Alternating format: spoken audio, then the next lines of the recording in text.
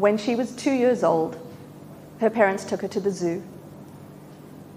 As they were drinking cups of tea and eating sandwiches, she spotted a set of stairs and a platform, almost as if it was a stage.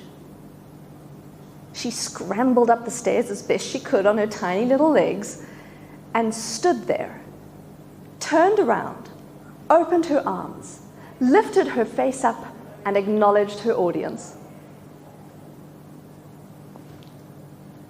When she was 6, she won awards for dancing performances. By the time she was 9, she was in leading roles. By the time she was 18, she'd performed on stage, and she'd even performed as a magician's assistant. At 35, she did a TEDx talk. And then she stopped and shrunk. Hands up, anyone in the audience who's ever felt afraid. Afraid of trying something for the first time, afraid of doing something that you weren't really comfortable with, maybe afraid of letting people know who you really are. It's a question that's intrigued me for a very long time, the idea of authenticity, what it means to be 100% yourself, because sometimes being ourselves is scary. So what is authenticity? Well, here's how I define it. For me, authenticity is when you cut someone down the middle, what falls out is the same as outside and inside. Think of it like a chocolate piñata. When you smash it, what falls out is more chocolate. Sometimes the chocolate that falls out is a little bit bitter and dark. Sometimes the chocolate that falls out is gooey, caramel, smooth, and rich. Sometimes, quite frankly, the chocolate has a little bit too much booze at the center. But through all of it, we remain the same. Or do we? I'm here today because I'm talking about feeling like I'm nobody. I was that little girl standing on that stage, walking up. Before she could talk, she was addressing her audience, and something happened along the way. Something made me step aside and lose confidence. I used to be powerful and gregarious, but I realized that a little bit of Gina goes a very long way. And so I learned to squash myself. But something else happened. Life happened. Life is what happens while we're making other plans, right? But in my case, what happened with life was that it squashed me like an orange juicer until all that was left was pulp. Now, we've all had our challenges. Every single person here in this room has gone through something that's affected you deeply, that's challenged who you think you are and who you think you're meant to be, and I'm not alone in saying this.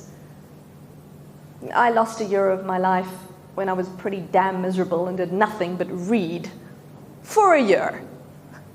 Admittedly, I did read 100 books that year, but only because someone pushed me to meet that target in the end. I also was made redundant. Not once, not twice, but 3 times. That ate a hole. And like many of us who've been affected by COVID, I lost a person who I loved very deeply, and consequently lost a year of my life to grief. When my father died, it was like a piece of me had died too. But through all of this, something made me decide that I had to keep going. And so I explored this element. You see, I feel like I'm nobody. I have 24 letters after my name, 41 if you include the title Chartered Marketer. I've spoken on stages all over the world. I've done a TEDx talk. I sit on 2 boards. I've written 2 books. None of that is relevant. Because at my heart, I don't feel like I'm good enough. And yet something keeps me going. I've explored imposter syndrome and what it means to feel like you can never do the right thing and you just keep going. And I've learned to be a little bit kinder to myself and to tell that shouty person in the middle of my head to sit down and shut up. I have learned about perfectionism and how trying to be too perfect actually doesn't really help anyone, and you know what, I'm really not. But through all of it, there's one thing that has stopped me from being the best person that I can possibly be, the best version of myself, and that is a 4-letter word starting with F. Fear. I was so afraid of being brilliant that I forgot to be brave. And that's why I'm here tonight, to do something that scares me so much, because I have decided this year to be incandescent.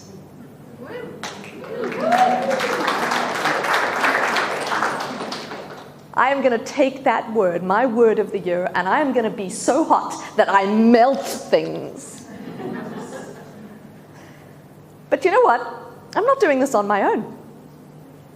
I think that every single person in this audience has the ability to be incandescent too. And how do we do it? We discover the people in our tribe. Now, I've spent a lot of time in different places. I've lived on 3 continents. And something mysterious and almost miraculous happened in the middle of this red-scented continent that I now call home. I discovered people like me. Our brains work a little bit differently.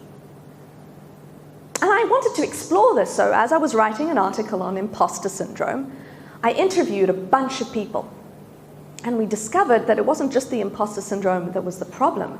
There was actually something else, something mysterious taking place. We realized that our brains were a little bit bizarre, a little bit weird, but we had something in common. And what I realized was the people I interviewed were really good at joining the dots, at seeing connections between things. But my problem was I couldn't do that for myself. We were really good at being able to connect with people and help them solve their problems, but we couldn't do that for ourselves. And we're really good at helping inspire other people and get them to communicate better, but we can't do that for ourselves. Why? Well, the people I was interviewing have ADHD.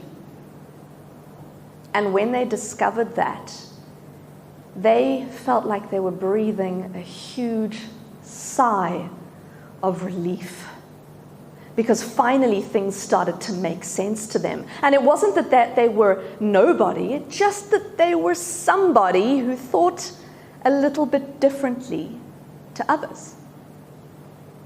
Why Australia? Why is this special? Because in some parts of the world, 2% of the population have ADHD.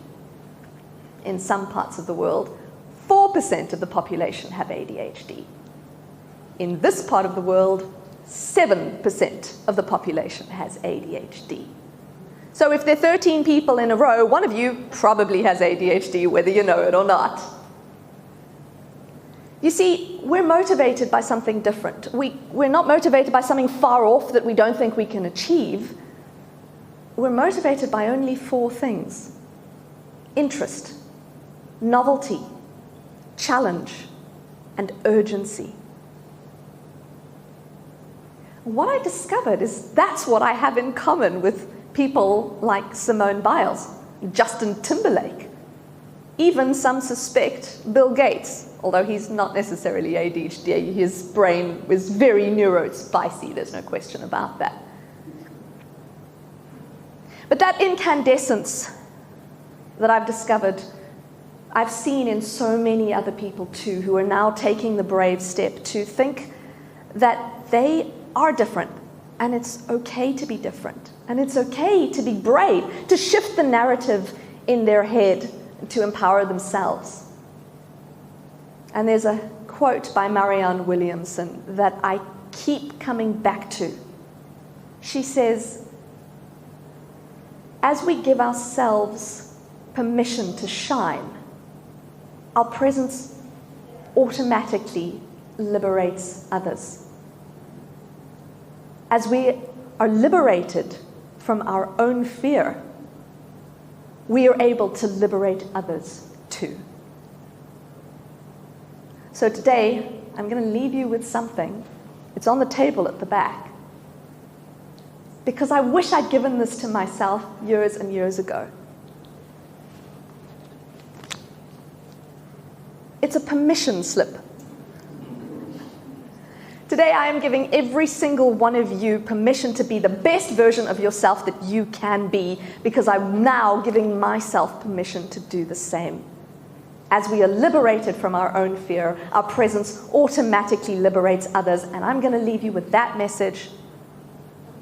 Feel the fear and do it anyway. Go on. I dare you